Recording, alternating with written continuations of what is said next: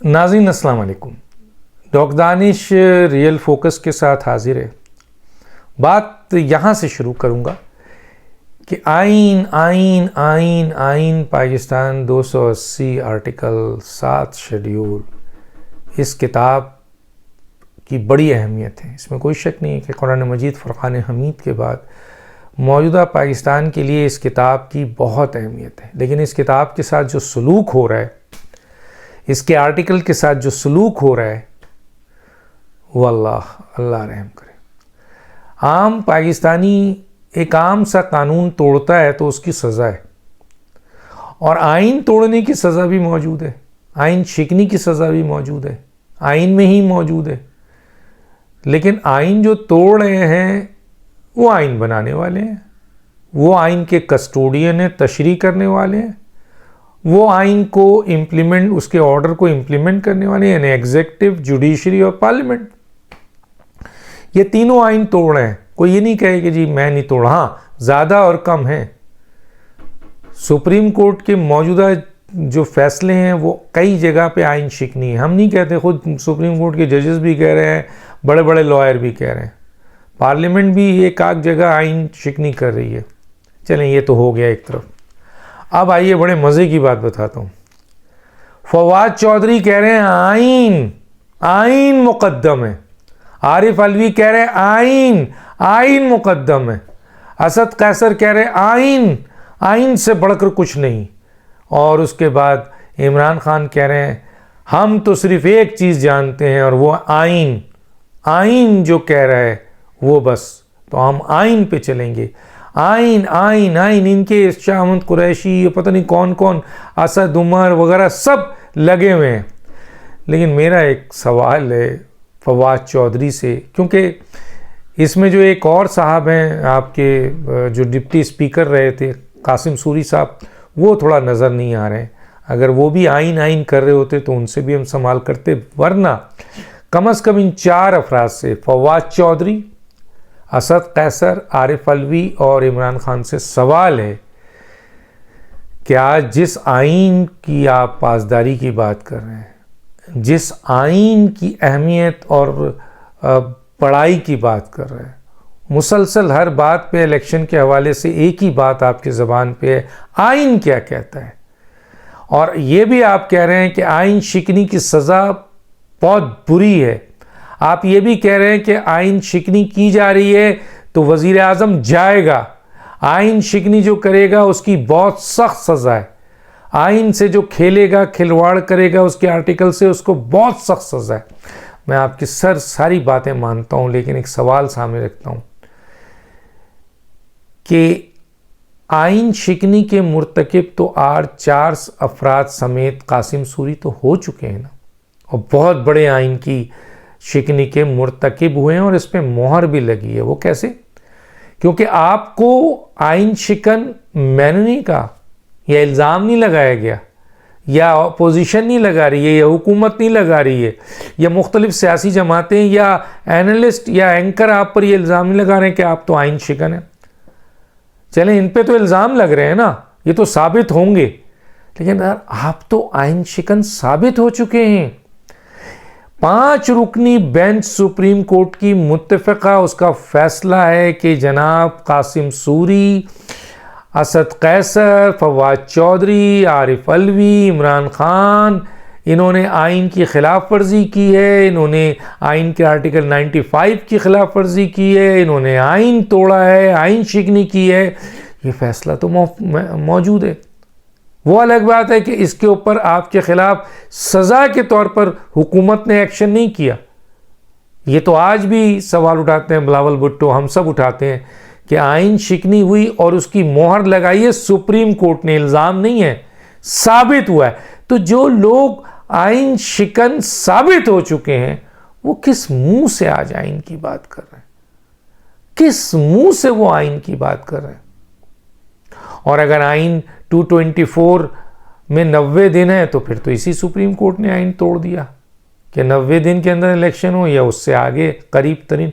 तो करीब तरीन तो कहीं नहीं लिखा आइन में, तो पकड़े फिर सुप्रीम कोर्ट को। कहें ना, आप इतना दम है तो कहें मौजूदा सुप्रीम कोर्ट से, वैसे आज की जो मौजूदा प्रोसीडिंग है उसके बाद तो गालिम गलोच ब्रिगेड बकौल आइनी माहिरीन के पीटीआई के ऊपर से जो हाथ था इन 3 रुकनी बेंच का, या जो 3 रुकनी बेंच का इमरान खान के सर पे हाथ था, आज की प्रोसीडिंग बता रही है कि वो पीछे हट गए।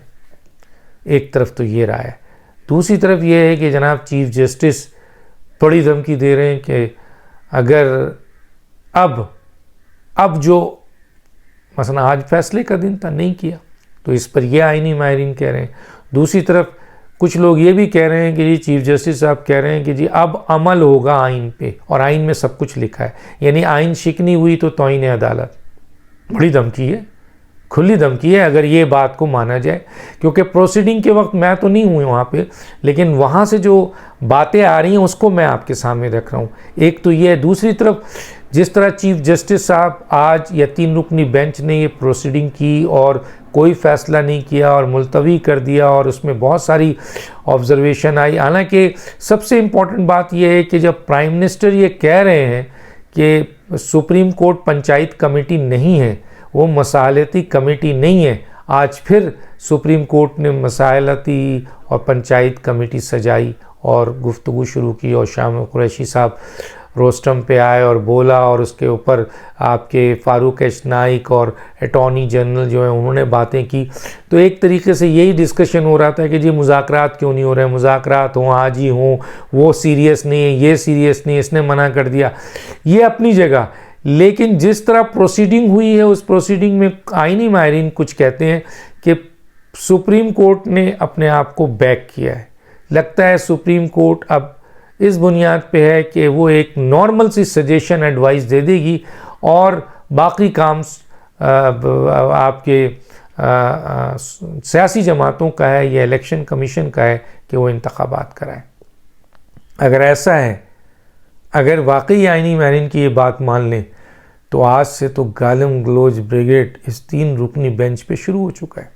कुछ लोग तो कह रहे हैं शुरू हो चुका है। आइनी माहिरीन का कहना है कि जी आज पीटीआई यतीम हो गई, क्योंकि यही तो एक बेंच था जिसकी बुनियाद पर इमरान खान सारा खेल खेल रहे थे। मैं नहीं कह रहा, ब्लूमबर्ग कह रहा है, सारा इंतशार फैला रहे थे, कोई उनको सज़ा नहीं हो रही थी, कोई तौहीन अदालत, कोई उनको तौहीन अदालत या तौहीन पे या उनको जो है वो नाअहल नहीं किया जा रहा था, किसी केस में उनको गिरफ्तार नहीं किया जा रहा था, जस्ट बिकॉज ये सरेआम बात है कि मौजूदा बेंच की वजह से, और फिर बेंचों की जो ऑडियोज़ आई हैं, सारी चीज़ें आ चुकी हैं, उससे ये अंदाज़ा होता है कि मौजूदा बेंच की वजह से लोअर कोर्ट भी इमरान खान के ख़िलाफ़ कोई कार्रवाई करने को तैयार नहीं। तो अगर आज ये बैकआउट हुए बकौल इन आइनी माहिरीन के, तो फिर तो खुद ही ये कह रहे हैं आइनी माहिरीन कि आज लगता है बैकआउट हो गए, लगता है कि अब पीटीआई यतीम हो गई है, इमरान खान यतीम हो गए। तो गोया यतीम होने का मतलब है कि सर पे से साया ख़त्म हो गया। अगर ऐसा है तो फिर तो गालिम गलोच ब्रिगेड की पूरा रुख अब इस 3 रुकनी बेंच के ऊपर होगा। कुछ लोग कह रहे हैं शुरू भी हो गए, 12 देखते हैं। तो ये सूरत हाल सामने है। इसके अलावा एक बात तय है जो नज़र आ रहा है वो ये है कि जी 11-13 सियासी जमातों ने इत्तेहाद किया हुआ है, पार्लियामेंट हर जगह एक बात तय है कि इलेक्शन होंगे तो अक्टूबर में या नवंबर में, और मैं आपको कह रहा हूँ कि अक्टूबर में भी नहीं होंगे, नवंबर में होंगे। तो नवंबर में इलेक्शन होंगे, इसमें हुकूमती इत्तेहाद और पार्लियामेंट और उनके जितने भी मेन स्टेक होल्डर हैं उनमें कोई तजाद नहीं है। ये क्लियर है कि इलेक्शन आइंदा नवंबर में, वो कहते हैं अक्टूबर में या नवंबर, मैं कहता हूँ 9 अक्टूबर नवंबर में जाके ये कराएंगे, और वो भी 11 या 18 नवंबर को। ये डेट भी दे रहा हूँ मैं आपको। अब सवाल ये पैदा होता है कि बहुत सारे लोग अच्छा, एक तरफ और ये बात भी है, मैं बता दूं कि पार्लियामेंट तैयार बैठी है 3 जजेस को नोटिस देने के लिए, लेकिन आज के इस रवैये, इस प्रोसीडिंग के बाद वो पार्लियामेंट अपना वो जो एक्शन लेने वाली थी, वो जो तीनों को बुलाने वाली थी, क्या वो थोड़ी देर के लिए डिले करेगी, देखेगी कि आइंदा समात में क्या होता है, या वो भेज देगी। ये इंशाल्लाह मैं आगे आपको व्लॉग में बताऊंगा, ज़रा इसकी सही इन्फॉर्मेशन हो जाए, क्योंकि आज की प्रोसीडिंग ने बहुत से लोगों को मायूस किया है जो समझ रहे थे कि आज ही तौहीन अदालत हो जाएगी। वैसे एक बात मैं बता दूं, बिलावल भुट्टो और पार्लियामेंट में इस बात पे मुत्तफ़िक़ हैं सारे पार्लियामेंटेरियन कि अब हम किसी वज़ीर आज़म को तौहीन अदालत के केस में फ़ारिग नहीं होने देंगे। इस जुमले का क्या मतलब है? इस जुमले का मतलब यह है कि अगर मौजूदा चीफ जस्टिस या 3 रुकनी बेंच ने मौजूदा वज़ीर आज़म पर तौहीन अदालत का केस करके उनकी वज़ारत उज़्मा से उनको फ़ारिग किया, तो वो शहबाज शरीफ को जाने नहीं देंगे। तो इसमें क्या ऑप्शन हो सकता है? पार्लियामेंट शहबाज शरीफ को ही वज़ीर आज़म रखेगी, काबीना शहबाज शरीफ को ही वज़ीर आज़म रखेंगे, शहबाज शरीफ वज़ीर आज़म रहेंगे। गोया अगर ऐसा ऑर्डर आया तो उसको डस्टबिन के टोकरी में फेंकते हुए ये कहा जाएगा कि हम तो इस बेंच को मानते ही नहीं। यही होगा, इसके अलावा तो कुछ नहीं है। एक एग्जीक्यूटिव ऑर्डर से चीफ जस्टिस को हटाया जा सकता है। ये लेटर भी तकरीबन समझ लें माइंड बना हुआ है, किसी भी वक्त इशू हो सकता था, लेकिन आज की प्रोसीडिंग से बहुत सी चीज़ डिले हुई है। हाँ, एक और जो बहुत इम्पॉर्टेंट बात है वो मैं आपको बता दूं, वो ये है कि अब इमरान खान को आपके कुछ अपने पीटीआई के लोग कह रहे हैं कि इमरान खान उन्होंने ला के हमें वहाँ खड़ा कर दिया है जहाँ चारों तरफ अंधेरा है।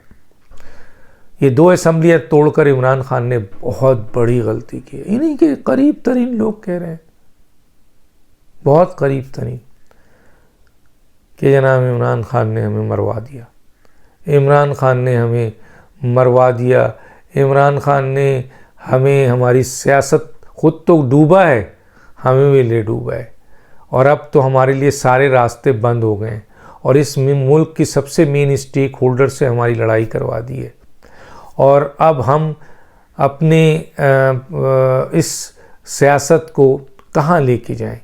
और इस वक्त हम अंधेरी गली में हैं जहाँ से हमें कुछ दिखाई नहीं दे रहा, और उसकी मेन वजह इमरान खान के फ़ैसले हैं जो कि इमरान खान ने किए।